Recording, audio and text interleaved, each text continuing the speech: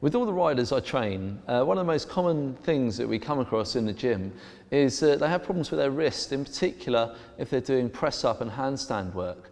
And you know, I've had this problem myself as well, where you know, as a mountain biker you put a lot of pressure on the wrists when you're riding, but then the real thing that gets them is all the falling off and all that jarring through the wrist and the hand. And so especially if you've had a broken wrist in the past, you may find it really challenging doing things like press ups. So I want to show you a few things now that will, number one, help you to continue to train and to get around it if you do have uncomfortable wrists, and that will also help you to build strong wrists to hopefully protect them in the event of a crash, and that will let you ride and train more consistently in the long term. So the first thing to look at is how we can use something like a couple of dumbbells here or kettlebells just to basically straighten the wrist. Instead of having this angle here at the wrist, by using the handle here of a dumbbell, what I actually do is I straighten this here.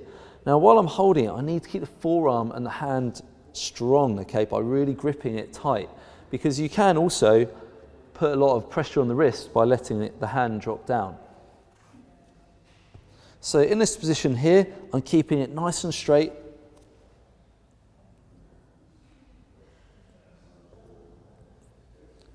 Okay, and I can do it with different hand positions. Okay, for instance like this, it's kind of similar to a handlebar.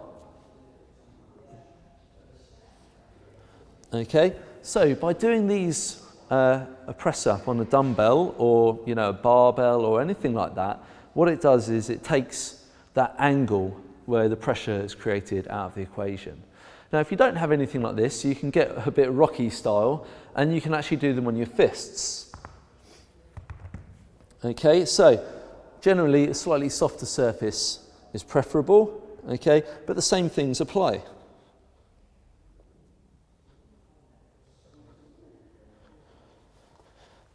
Now obviously, you know, there's only so many you'll do before it gets too uncomfortable on your fingers and knuckles, okay, but if you keep it nice and controlled and you know your forearm's strong, then that's a really good way to take a bit of pressure off the wrist as well. Another good way we can do is, here I've got the edge of the mat, okay, and if I put the heel of my palm up there and then my forward part of my hand on the floor, if I were to do a press up here, then the angle at the wrist isn't quite so great, okay, compared to if I was flat on the floor. And just by taking a little bit of the angle out of it, by raising the heel of the palm, we can take quite a bit of pressure off the wrist, make it more comfortable. Over time, when that becomes more comfortable and you become stronger, you can then try going onto a flat floor type press up. The other things we can do is to, you know, prepare the wrist a bit better for training, including riding. So simple things like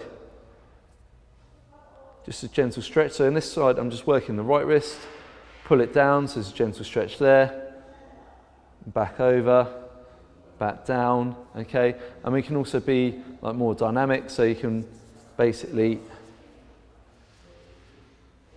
nice and slow move the wrist round, okay? So we're really preparing them to do the work, okay?